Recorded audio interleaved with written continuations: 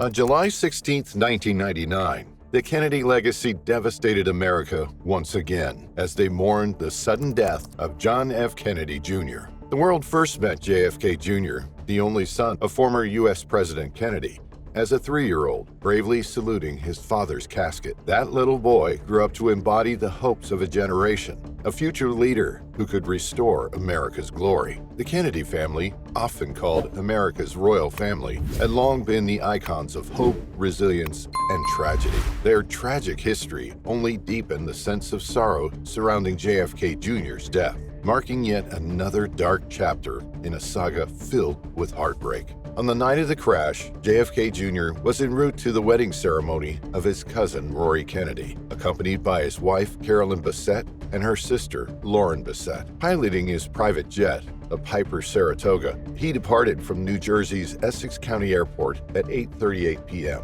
and was bound for Kennedy Compound in Cape Cod, Hyannisport, Massachusetts. The intended route was to fly along the Connecticut coastline and across the Rhode Island Sound. He planned to drop Lauren at Martha's Vineyard Airport before continuing to Hyannisport. Despite being a licensed private pilot, JFK Jr. had 310 flying hours under his belt, with only 55 of those at night, as he had just bought the Saratoga 2 months prior to the ill-fated crash. His flying experience in it was a mere 36 hours in total. John was still training to get his instrument rating, meaning he wasn't trained enough to fly solo in foggy conditions. On July 16, 1999, despite the challenging conditions, he still decided to fly without an instructor on board. The weather was particularly hazy, and many reports later confirmed that no horizon could be seen over the ocean that night. The visibility was reported between 5 to 8 miles, which then reduced to 2 miles.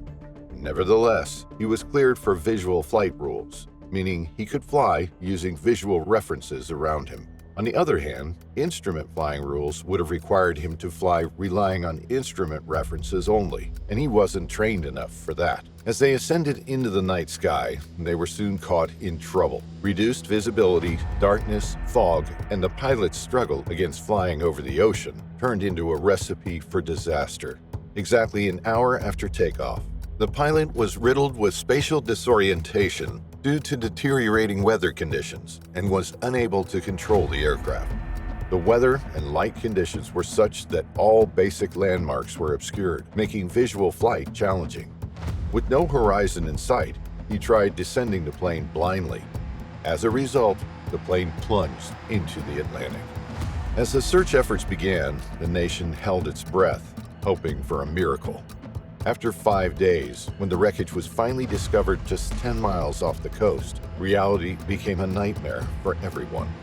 A family once destined for greatness had faced yet another devastating loss, leaving behind an indelible mark on American history. What went wrong on that fateful night? Let's unravel how one of America's most beloved heirs fell victim to the very skies that haunted his family's legacy.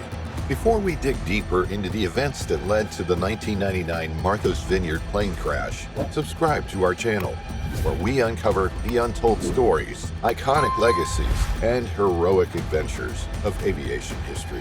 Stay with us for more tales from the past that help us understand the present. John F. Kennedy Jr. was a charming yet talented man. He started out as a lawyer, then continued on to be a journalist for the New York Times, headed up a nonprofit organization, acted for a short while, and finally went on to publish a political magazine called George. JFK Jr.'s journey into aviation began with his passion for flying, which developed over the years. He earned his private pilot's license in 1998, which marked a significant achievement for him, considering the weight of his family name and the public scrutiny that often accompanied his every move. His training, however, was not as extensive as it might have seemed for someone with such a high-profile career. At the time of his death, he had logged a total of 310 flight hours. Number 1. 6 weeks before the crash, Kennedy had fractured his left ankle in a paragliding accident. He walked with a limp on the day of the crash. Nevertheless, he was eager and determined to pilot the plane and reach the Kennedy compound no matter what. Number 2. At the Essex County Airport, JFK Jr. made pre-flight preparations and examined the aircraft before takeoff. His newly bought Piper Saratoga was a top-of-the-line single-engine six-seater plane equipped with a GPS system as well. This plane was better and faster than his previous one, which meant he had to make quick decisions throughout the journey. Number 3. At 8:20 p.m., Carolyn Bessette arrived at the airport. All three of them boarded the plane and strapped in. Number 4. Kennedy checked in with the air traffic control tower at Martha's Vineyard Airport before the departure. Number 5. At 8:38 p.m., more than 2 hours behind schedule, the plane took off from the airport. The sun had been set for 16 minutes. At this point, the Saratoga occupants had only 1 more hour to live. Number 6. The route from Essex County Airport to Martha's Vineyard Airport should have been a 90-minute ride, and after that, it was just a short hop to Hyannisport. JFK Jr. was quite familiar with the route, as he had flown through it 35 times before in the last 15 months. Number 7. He was cleared for visual flight rules. This meant that he could fly if there were no clouds, the sky was clear, and he could see the horizon, and oriented the plane using visual cues from his surroundings. Number 8. The plane was cruising at just 5,500 feet of altitude, which was the norm for small planes. Number 9. Around 9:30 p.m., he left the Maine coast behind and was to go south over Rhode Island Sound toward Martha's Vineyard. Number 10. Shortly after passing Point Judith, Rhode Island, Kennedy tried to take a shortcut. Instead of following the coastline of Rhode Island Sound and Buzzards Bay, which would have provided visible lights on the ground, Kennedy chose the shorter, direct path over a 30-mile open stretch of water. Crossing large bodies of water at night was a risky move because the featureless horizon visually blends with the water, in which case depth perception and orientation become difficult. Number 11. He tuned in the frequency for Martha's Vineyard Airport's ATIS and mistakenly entered the wrong digits. Instead of 126.25, he selected 127.25. Number 12. He began his initial descent about 34 miles from the airport and descended to about 2,300 feet, somewhere between 9:38 p.m. to 9:40 p.m. The night got even darker and foggy, so John, instead of turning towards the Bay Line, kept on turning towards the Atlantic, losing all possible visual references. The visibility now had reduced to only 2 miles. Number 13. The airplane slipped into a bank, and the constant turning caused spatial disorientation. The instruments showed one thing, but his senses were so confused that he couldn't trust what was happening around him. He lost every sense of direction. Number 14. JFK Jr. began a left turn and climbed up to 2,600 feet before beginning a descent at the rate of 900 feet per minute. Number 15. A few seconds later, he reversed the turn back to the right, and the bank increased to over 45 degrees.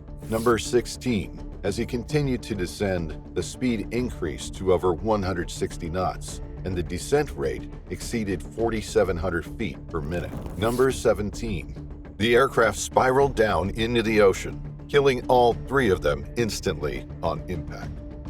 John's plane had last been seen on radar at approximately 9:39 p.m. The plane was about 5 miles south of Martha's Vineyard when it lost contact with air traffic control. At 10:05 p.m., a clerical duty summer intern at Martha's Vineyard Airport contacted the Federal Aviation Administration.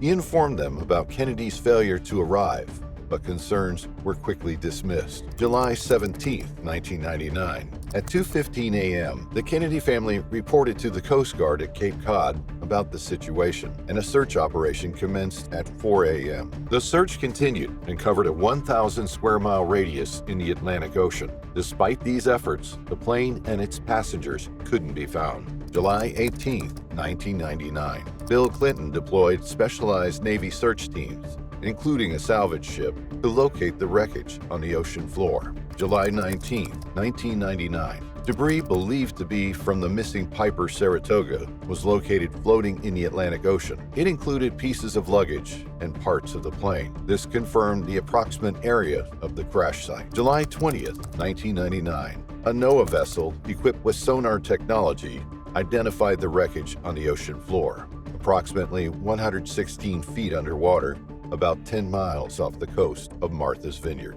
July 21, 1999, Navy divers recovered the bodies of JFK Jr., Carolyn Bessette Kennedy, and Lauren Bessette from the wreckage. All three were still strapped in their seats. July 22, 1999, autopsies were performed, confirming that all three victims had died from blunt force trauma upon impact. July 23 through 25, 1999, the National Transportation Safety Board began a detailed examination of the debris to determine the cause of the crash. The main focus was on the flight's timeline, radar data, and JFK Jr.'s flight experience. August 6, 1999, the NTSB released initial findings, citing that JFK Jr. likely became disoriented in the hazy, dark conditions, which led to a loss of control of the aircraft. July 2000. The cause of the crash was declared. The pilot was unable to maintain control of the airplane during a descent over water at night due to spatial disorientation. Under the heading